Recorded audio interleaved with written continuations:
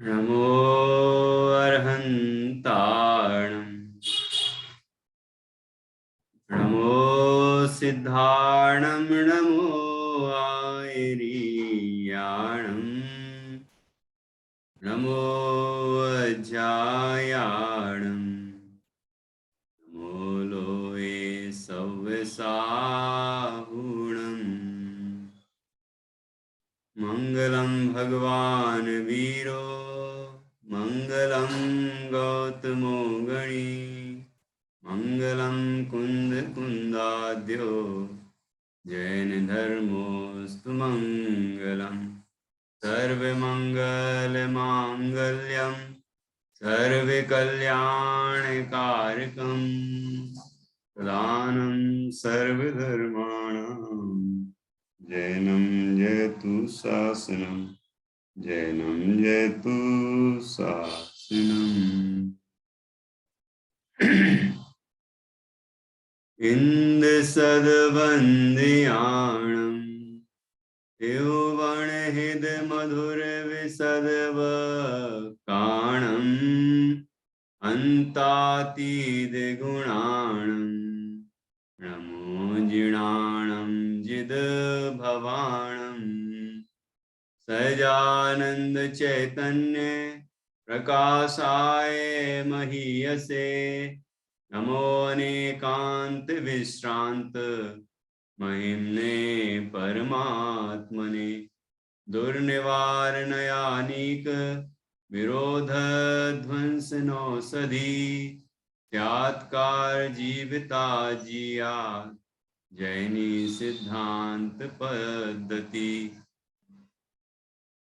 स्वसंवेदन सिद्धाय जिनाय परमात्मने शुद्ध जीवास्तिकायाय नित्यानंद चिदे नमः। आचार्य श्री कुंद कुंद देव द्वारा रचित यह पंचास्तिकाय संग्रह सूत्र परमागम है। इसके प्रथम अधिकार पर हमारी चर्चा चल रही है और इसमें 6 द्रव्य और पंचास्तिकाय का विशेष वर्णन प्रारंभ किया है। ये वर्णन 27वीं गाथा से प्रारंभ हुआ और यहाँ जीव द्रव्यास्तिकाय का वर्णन निरंतर आगे बढ़ रहा है। पहले हमने जीव द्रव्यास्तिकाय का स्वरूप मुक्त और संसारी अपेक्षा से समझा, सोपाधिक निरुपाधिक रूप से समझा। उसके बाद जीवत्व गुण की चर्चा की, फिर स्वदेह प्रमाण की बात की और उसके बाद यहाँ चेतयिता के माध्यम से 3 तरह की चेतना, कर्म फल चेतना, कर्म चेतना और ज्ञान चेतना की चर्चा की। अब उसके बाद अगला अधिकार, अगला जो बिंदु है जीव का स्वरूप बताने वाला, वो है उपयोग गुण। तो उपयोग की परिभाषा यहाँ समझने के बाद उसके 2 भेद किए, ज्ञानोपयोग और दर्शनोपयोग। ज्ञानोपयोग का स्वरूप समझ लिया है, अब दर्शनोपयोग की चर्चा 42वीं गाथा में आएगी। आज हम 42वीं गाथा पर चर्चा करेंगे। तो सर्वप्रथम आप बताएं कि उपयोग किसे कहते हैं। पंचास्तिकाय संग्रह में उपयोग की क्या परिभाषा दी गई है, कौन बताएंगे आप में से? उपयोग किसे कहते हैं?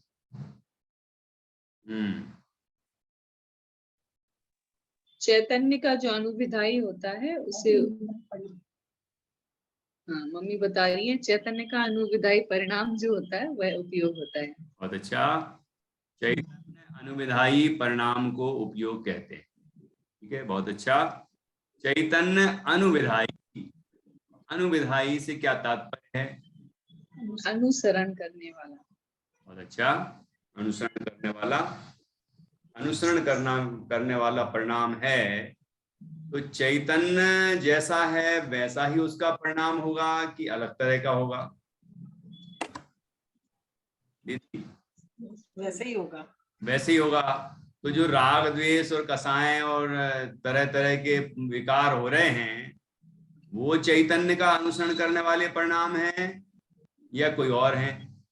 राग तो है ही नहीं, वो तो राग को जानने वाला जो परिणाम है वो चैतन्य का अनुसरण। अच्छा, रागादि विकारी परिणाम जो है वो चैतन्य का अनुसरण करने वाले परिणाम नहीं है। चैतन्य का अनुसरण करने वाले परिणाम जानने देखने रूप परिणाम। बहुत अच्छा। इसी यहाँ पर अपन को समय सार जी की 181, 82 और 83 गाथा याद आती है, जिसमें उपयोग उपयोग में है, उपयोग क्रोधादि में नहीं, क्रोधादि क्रोधादि में है, क्रोधादि उपयोग में नहीं। क्योंकि हो कैसे सकता है, जब चैतन्य का अनुसरण करता हुआ जो परिणाम है वो जीव का स्वभाव है, वो जीव का लक्षण है, तो फिर वो रागादि कैसे हो सकते हैं? रागादि तो चैतन्य का अनुसरण करने वाले परिणाम है ही नहीं, क्योंकि चैतन्य के स्वभाव में तो रागादि है ही नहीं। ठीक है ना? तो ऐसी बड़ी सुंदर चर्चा हमने यहाँ 41 नंबर की गाथा के माध्यम से, 40 नंबर की गाथा के माध्यम से की, जिसमें उपयोग गुण की व्याख्या की। 41वीं गाथा में ज्ञानोपयोग के भेद बताए। कितने भेद बताए ज्ञानोपयोग के? नित्या बताएगी। ज्ञानोपयोग के कितने भेद बताए?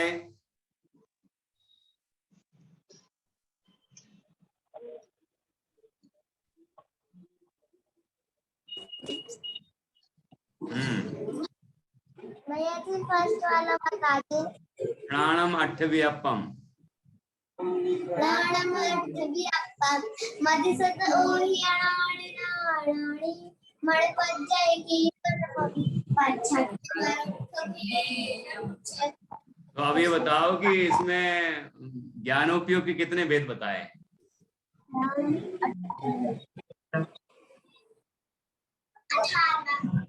हैं? 8। अच्छा, ठीक है। ज्ञानम प्राणम अठव्यपम, ज्ञान उपयोग के 8 भेद बताए हैं। तुम्हारी मम्मी बताएंगी कौन कौन से?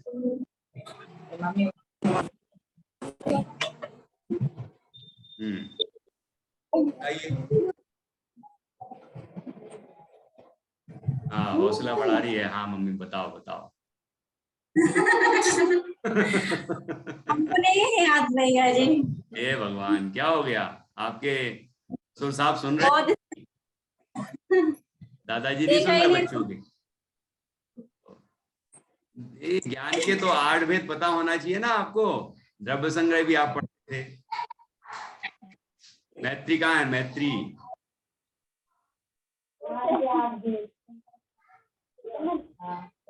मैत्री को भी नहीं पता? ऐसा कैसे? मैत्री चली गई है भैया जी, सोने के लिए उसको नींद आ रही थी।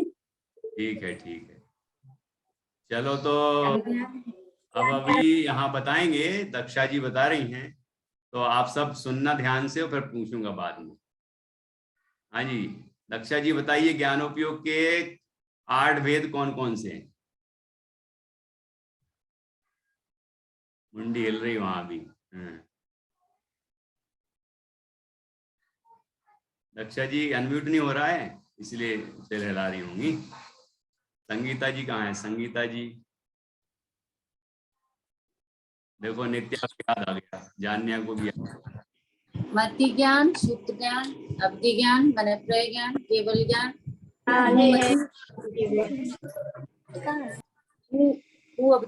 कुमति ज्ञान, कुश्रुत ज्ञान। कुमति, कुश्रुत, कुअवधि ज्ञान। अच्छा, विभंग भी बोल सकते हैं। तो इस तरह से ये 8 प्रकार के ज्ञान बताए हैं। ज्ञानोपयोग में सम्यक ज्ञान के तो 5 ही भेद हैं, लेकिन मिथ्या ज्ञान की, मिथ्या दर्शन के साथ होने से मति श्रुत ज्ञान का और अवधि ज्ञान को कुमति, कुश्रुत और कुअवधि कहते हैं। तो इस अपेक्षा से ज्ञान के 8 भेद हो जाते हैं। ठीक है, अब तो याद रहेगा सबको। हाँ जी, नित्या की मम्मी बताएंगे आप। अब तो बता दिया। मति श्रुत अवधि मनपर्य केवल ज्ञान कुमति कुश्रुत ज्ञान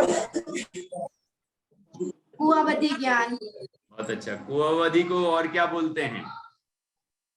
विभाग ज्ञान। बहुत अच्छा, ओके।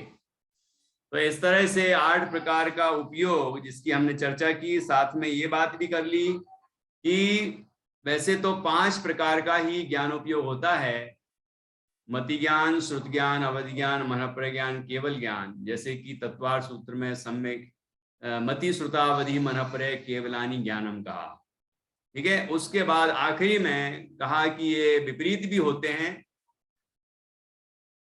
इनमें से 3 विपरीत भी होते हैं। तो यहाँ पर स्पष्ट आया, मिथ्या दर्शन के साथ या मिथ्यात्व के साथ ज्ञान मिथ्या रूप होता है तो उसको कुमति, कुश्रुत और कुअवधि कहते हैं, ठीक है। हमने चर्चा की थी कि ज्ञान तो वास्तव में देखा जाए तो वह न सम्यक न मिथ्या, वो ज्ञान तो ज्ञान ही रहता है, वो अशुद्ध होता नहीं, वो तो लक्षण है हमारा। लेकिन मिथ्या दर्शन के कारण या मिथ्या दर्शन के साथ होने के कारण उसको मिथ्या ज्ञान कहते हैं, ठीक है। और इन सब का स्वरूप भी समझा था हमने 8 का। अब चर्चा करते हैं हम दर्शनोपयोग की। दर्शनोपयोग के कितने वेद हैं? द्रव्य संग्रह में तो पढ़ा ही होगा। अच्छा, द्रव्य संग्रह के हिसाब से बताओ बच्चों।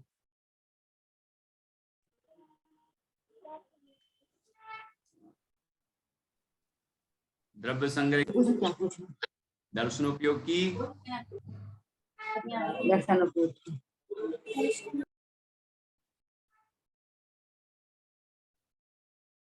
है चक्कू अचक्कू वही वाली, उसके पहले क्या है?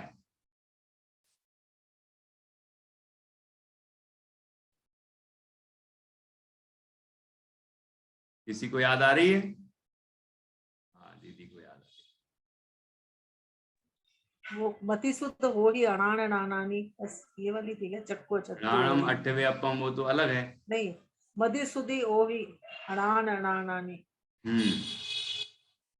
तो क्या है? शुरू से कहाँ से शुरू करेंगे?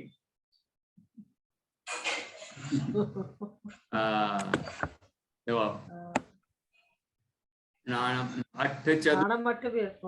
सामन्नम जीव लक्षण, ये तो आखिरी, इसके बाद वाली बात। नाणम अट्ठव्यपम मधि शुद्धि ओ ही अणान नानानी। मणपज केवल मदि पचक परोक्ष भेयम च, ये तो इसके बाद वाली है। जम सामन नहीं, चक्षु अचक्षु वही दंसन मद केवलम अणेयम।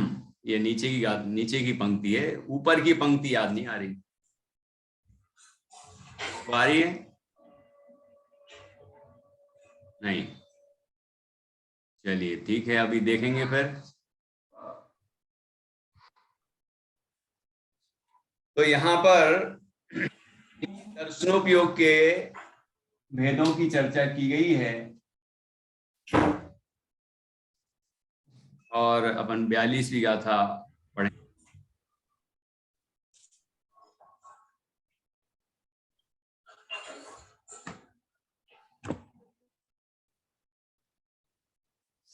छठवीं गाथा होगी दीदी, ग्रंथ द्रव्य संग्रह।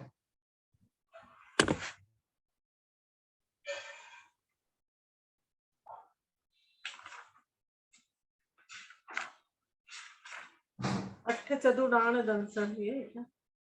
नहीं, इसके पहले वाली। इसके पहले वाली।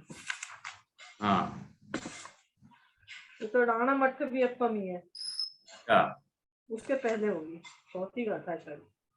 वो गोदुभि अपनाणम च दंसनम चतुदा चक्कु अचक्कु वही दंसन मद केवलम। अच्छा, ये चौथी गाथा है, चौथी गाथा है। चौथी गाथा है, हाँ, वो कंफ्यूजन हो। चलिए, जीवो उपभोग मोह में उपयोग के बस में। ठीक है, ठीक है, वो गोदुभि अप वाली है।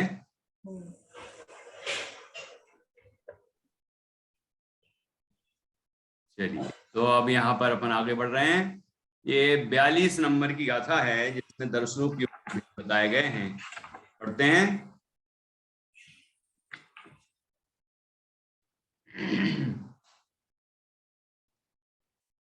दंसनमदिचक्षुजुदम्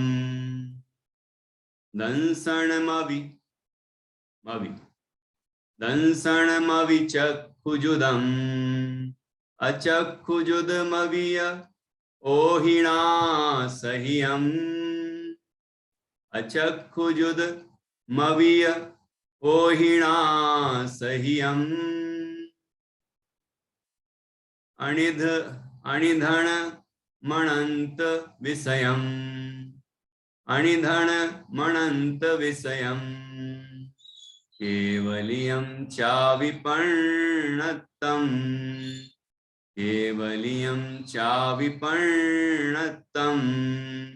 दंसनमविचक्षुजुदम् अचक्षुजुदमविय ओहिणा सह्यम् अनिधनमनंत विषयम् केवलियं चाविपर्णतम्।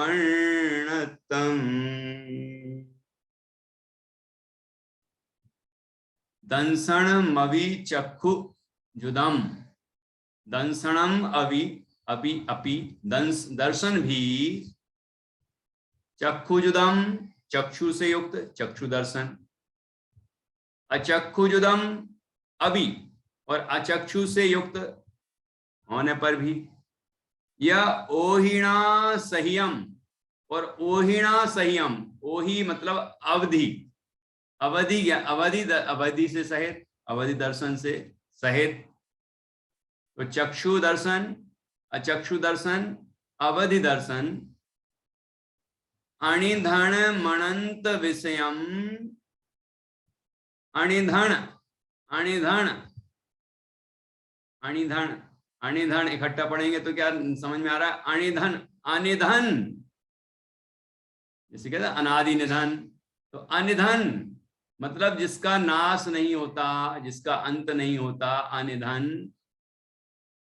अनंत विषयम और अनंत जिसके विषय हैं, जो अनंत है स्वयं, मतलब जो कभी नष्ट नहीं होता।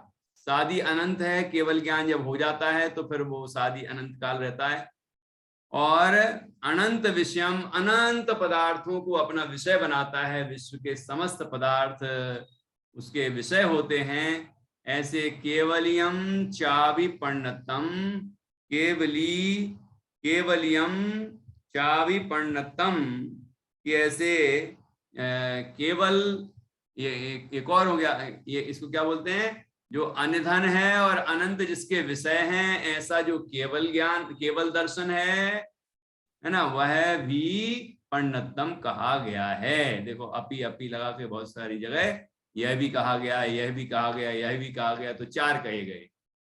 चक्षु दर्शन, अचक्षु दर्शन, अवधि दर्शन, केवल दर्शन। केवल दर्शन की विशेषताएं बताई कि वह अनिधन है और अनंत उसके विषय है।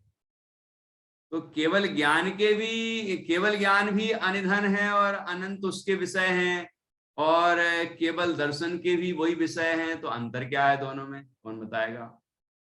केवल दर्शन के विषय तो एक से ही हैं, लेकिन दोनों में क्या अंतर है? निधि जी बताइए जरा। जी एक बार फिर से बोलिए, मैं पकड़ नहीं पाई प्रश्न आपका। यहाँ पर विषय, ये प्रश्न ये है कि केवल दर्शन का विषय क्या बताया? केवल दर्शन का विषय बताया अनिधन और अनंत विषय, है ना। और केवल ज्ञान के भी वही विषय है, लोकालोक। केवल दर्शन के भी वही विषय है, केवल ज्ञान के भी वही विषय। तो विषय में तो अंतर है नहीं, तो फिर किस में अंतर है? दोनों युगपति होते हैं, दोनों एक साथ होते हैं। तो दोनों में क्या अंतर है? कोई अंतर नहीं। अच्छा, तो फिर 2 क्यों कहे?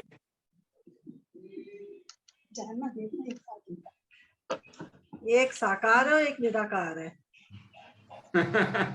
अंतर कैसे नहीं होगा? एक ज्ञान है, एक दर्शन है। तो ज्ञान जो है वो सविकल्प है और दर्शन है वो निर्विकल्प है। सविकल्प का मतलब साकार, भेद सहित जानता, विशेष सहित जानता है। है, और निर्विकल अर्थात निराकार जो सामान्य अवलोकन करता है, ठीक है।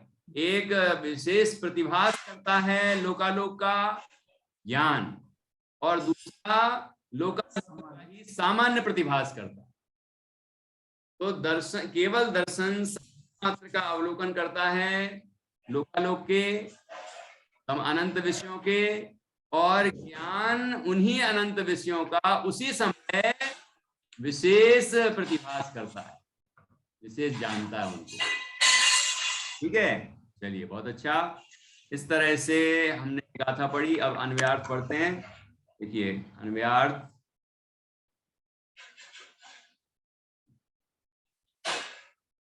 दर्शन भी चक्षु दर्शन, अचक्षु दर्शन, अवधि दर्शन और अनंत जिसका विषय है ऐसा अविनाशी केवल दर्शन, ऐसे 4 भेद वाला कहा है, ठीक है।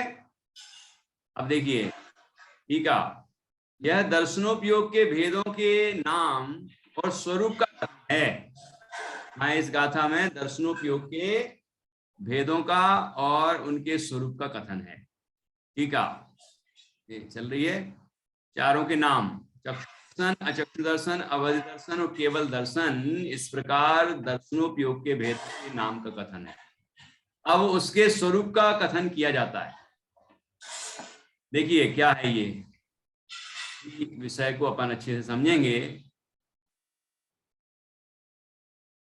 आत्मा वास्तव में कौन? वास्तव में निधि जी, डॉक्टर निधि जी, कौन वास्तव में? आत्मा। कहाँ है? मैं। हाँ, अच्छा, देखो रक्षा जी बोल पड़ी, मैं हूं वो। बहुत अच्छा। तो वो मैं हूं जिसकी बात यहाँ की जा रही है, आत्मा वास्तव में, मतलब यथार्थ में तो सबकी बात हो गई।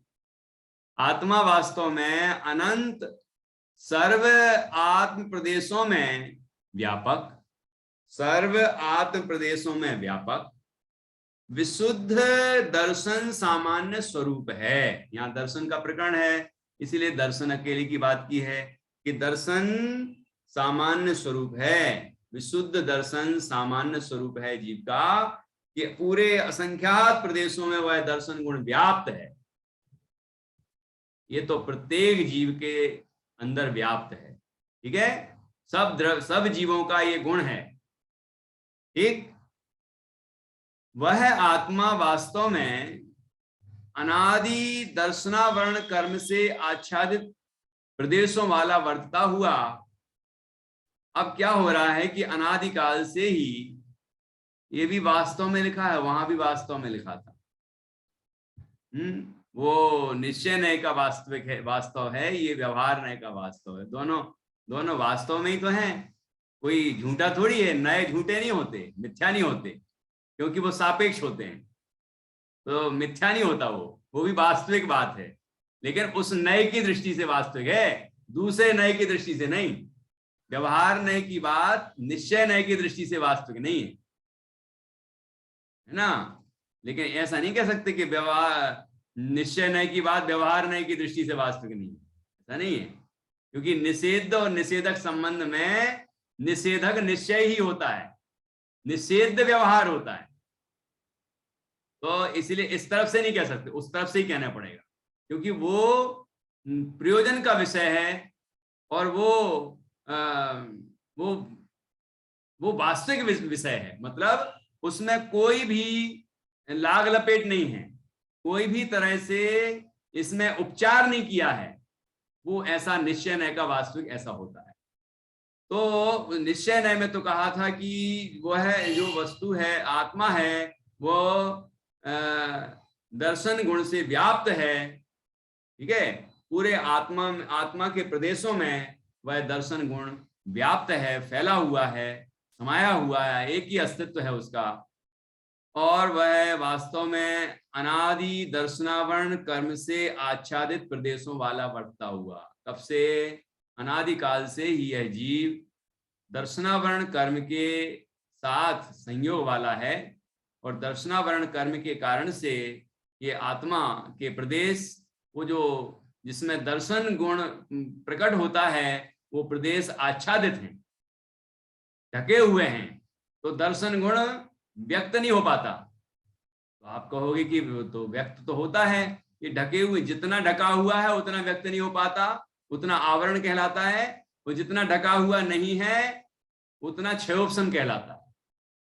ठीक है, तो वास्तव में अनादि दर्शनावरण दर्शन गुण पर है आवरण, जिस कर्म का उसे दर्शनावरण कर्म कहते हैं। ऐसा कह सकते हैं, जब जीव अपने दर्शन गुण को प्रकट नहीं करता, उस समय जिस कर्म का उदय देखा जाता है उसको कहते हैं दर्शनावरण कर्म। ठीक, तो वह वास्तव में अनादि दर्शनावरण कर्म से आच्छादित प्रदेशों वाला वर्ता हुआ पहला उस प्रकार के अर्थात चक्षु दर्शन के आवरण के क्षयोपशम से। ठीक है, चक्षु दर्शन के आवरण के क्षयोपशम से, और चक्षु इंद्रिय अवलंबन से। दो बातें हो गई, चक्षु इंद्रिय के अवलंबन से मूर्त द्रव्य को विकल रूप से सामान्यतः अवलोकन करता है, वह चक्षु दर्शन हुआ। चक्षु इंद्रिय निमित्त है इसमें, इसलिए चक्षु दर्शन है ये। ठीक, देखो चक्षु इंद्रिय निमित्त है एक बात, ये चक्षु दर्शन चक्षु इंद्रिय के निमित्त से होगा। ठीक, दूसरा कब होगा कि जब दर्शनावरण कर्म का, चक्षु दर्शनावरण कर्म का क्षयोपशम होगा। ठीक है, और तीसरा क्या कि मूर्त द्रव्य को ही जानेगा, मूर्त द्रव्य का ही सामान्य अवलोकन करेगा। मूर्त द्रव्य कौन सा है? पुद्गल। पुद्गल को विषय करेगा, है ना, क्योंकि इंद्रिय का निमित्त है ना इसमें, चक्षु इंद्रिय का, तो चक्षु इंद्रिय के निमित्त वाले दर्शन गुण की बात चल रही है, इसलिए यहाँ पर मूर्त द्रव्य ही लिया जाएगा। आंखों से क्या दिखता है? मूर्तिक पदार्थ, है ना, तो उसी का जो सामान्य अवलोकन होता है वही तो चक्षु दर्शन है।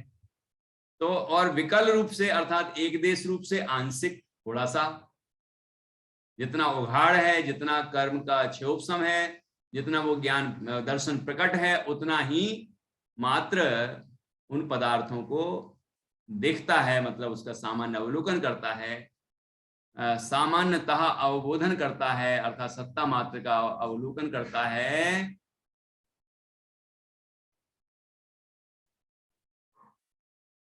वह चक्षु दर्शन है। ठीक, इसके आगे देखिए, उस प्रकार के आवरण के क्षयोपशम से तथा चक्षु के अतिरिक्त शेष चार इंद्रियों और मन के अवलंबन से मूर्त अमूर्त द्रव्य को विकल रूप से सामान्यता अवलोकन करता है, वह अचक्षु दर्शन है। यहाँ देखो, मूर्त और अमूर्त दोनों द्रव्य लिए। क्यों? क्योंकि यहाँ पर अचक्षु दर्शन है, और अचक्षु दर्शन में मन भी आता है, अचक्षु दर्शन में मन भी है, तो बाकी इंद्रियां तो मूर्त में ही, मूर्त को ही देखने में निमित्त बनेंगी, उनका ही सामान्य अवलोकन करने में निमित्त बनेंगी, लेकिन मन मूर्त और अमूर्त दोनों को का सामान्य अवलोकन करने में निमित्त होगा।